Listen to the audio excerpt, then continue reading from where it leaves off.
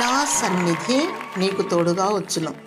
నిర్గమకాండము 33 అధ్యాయము 14 వచనం. యెహోవా దేవుడు అబ్రహాముకు ప్రత్యక్షమై, నేను సర్వశక్తి గల దేవుడను, నా సన్నిధిలో నడుచుచు నిందారహితుడవై ఉండుము అని సెలవిచ్చాడు.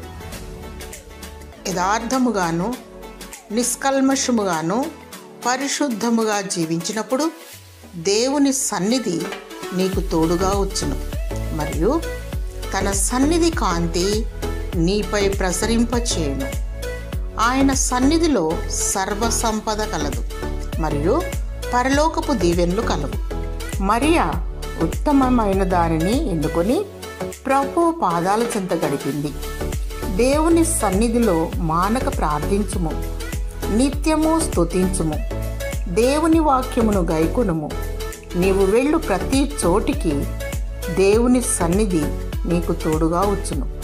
లోక సహవాసము విడిచి దైవ స్నేహమును కోరుకొనుము. దేవునితో సహవాసము చేసినచో నీవు బ్రతికెదవు. ప్రభువైన యేసుక్రీస్తు నిత్యము నిన్ను దీవించునుగాక. ఆమేన్.